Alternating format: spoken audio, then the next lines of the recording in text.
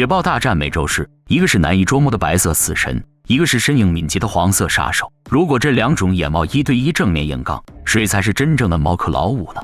本期视频，探索局局长将为你解密。参战选手，众所周知，除个别虎吹之外，大型猫科动物前4名几乎很少有争议，分别是大哥狮子、2D 老虎、3D 美洲豹和4D 花豹。但是猫科老五的竞争却十分激烈，其中雪豹和美洲狮就是最大的候选人。两者都是大型猫科动物，都是身形巨大、肌肉发达、快速敏捷的捕食者。一个霸占着亚洲的雪山之巅，一个吞噬着北美的高山之路。虽然一个属于豹亚科，一个属于猫亚科，双方有着明显的生殖个例，但它们的体型却极其相近，称得上是同一级别的选手。身体条件，美洲狮有很多不同的名字，除了美洲狮之外，还有人叫它们山狮、美洲劲猫、秃马等等。这种大猫之所以带有个狮字，是因为它们的独特外形使之看起来有点像母狮子，故而得名。美洲狮属于猫亚科，与家猫、猞猁等同属一个亚科。该亚科身形相对都较小，但美洲狮却是个例外，它的身形甚至比豹亚科家族的很多成员都要大。它们的体长在2到2.2米之间，站立间高达到70厘米，体重在36到120公斤之间。另一边，雪豹因其身上独特的颜色而得名，它们也有很多别名，比如艾叶豹、荷叶豹。而更有趣的是，它们在藏语中被叫做萨。这种大猫属于豹亚科，虽然没有狮子、老虎那样的体型，但是雪豹依旧是一种很大的野猫。它们的韩维体长从1.7到2.2米不等，站立间高平均为60厘米，体重在30到75公斤之间。肌肉力量，美洲狮的体型和力量令人难以置信，它们可以击败比自己大很多倍的动物，一头180公斤重的动物根本不是它们的对手。当美洲狮杀死麋鹿时，它会停在麋鹿的脖子上，用前腿向后拉麋鹿的头，这足以折断麋鹿的脖子，就像折断虎吹的脖子那么轻松。它们有更锋利的牙齿和爪子，身体肌肉密度达到了71%。雪豹的身体值得我们仔细观察，它们是非常强壮的动物，肩膀和腿部都有很多肌肉。数据显示，它们的肌肉密度超过了60%，这让它们可以很容易地杀死和带走一头牦牛。你会注意到它们有很大很长的爪子，这有助于它们在攀爬时保持极强的抓握力。当然，还有又大又粗的毛茸茸的尾巴可以让它们保持平衡。它们是很好的跳跃者，可以在寒冷的山涧悬崖边来回走动。据动物学家介绍，它们是跳跃能力最强的野猫。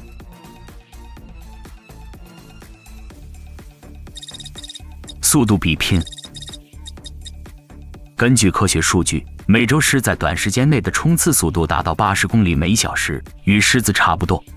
另一边，雪豹被认为要慢一些，最高速度为64公里每小时，与老虎相近。毫无疑问，这两种大猫都是用伏击的方式来狩猎，而不喜欢追赶，所以它们都不是耐力型选手。故而雪豹经常在持久战中败给鬼獒，而美洲狮则不敢与北美灰狼硬刚。智力水平，不可置疑，虽然达不到像狮子那样的超智力程度，但是美洲狮和雪豹都是聪明的野猫，它们都会在狩猎和战斗中很好的使用策略。所以在这一轮比拼中，只能说两者的智力水平差不多。这里提示一下，之所以说狮子是超智力猫科动物，是因为作为一种唯一群居的猫科动物，它们具备了与人类相媲美的社会属性，故而进化出了很好的智力水平，领先其他猫科动物几百万年。咬合力，根据专家的测量，美洲狮的咬合力约为350磅，足以咬碎虎吹的头盖骨。而另一边，雪豹的咬合力大约在300到310磅之间。这一数据虽然比美洲狮稍微小一点，但同样足以咬断虎吹的脊椎骨。所以在这一项比拼中，美洲狮稍稍领先。攻击能力，肌肉发达的身体，锋利的爪子和上下颌30颗犬齿，使美洲狮成为十分完美的捕食者，这是它们在孤独的黑暗森林中攻击的主要优势。美洲狮是一种伏击捕食者，会突然跳到猎物身上，咬住对方的喉咙，让猎物窒息而死。另一方面，雪豹通常被称为山中幽灵，因其前行和伪装技能而获得了几乎神话般的地位。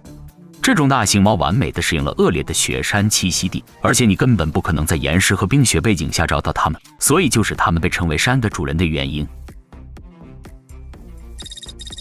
终极之战。经过以上分析，现在是战斗的时候了。雪豹单挑美洲狮，究竟谁的战斗力更强呢？说实话，这两种野猫的各方面的特点太相似了，而各项指标数据也很相近，真的很难去选择谁更厉害。美洲狮的优势在于它的体型、体重和肌肉力量。另一方面，雪豹更敏捷，跳跃能力更好，是更好登山高手，有更好的防守装备。不过局长认为，如果这两种野猫1对1正面硬刚，那么美洲狮击败雪豹的可能性更大。因为我们都知道，在原始状态下打架，如果不能在战斗武器和运动能力等方面取得压倒性的优势，那么拼的就是体型。毫无疑问，美洲狮的平均体重大于雪豹，而体型极限更是差不多有雪豹的2倍。体型大就意味着能带来更大的力量、更好的攻击和防守位置。虽然局长真的很喜欢雪豹，但是在这一轮比拼中，他们真的很难压制住美洲狮。所以最后局长得出的结论是，美洲狮将会有 53.3% 的机会战胜雪豹。你认可局长的分析和结论吗？欢迎在评论区分享你的看法。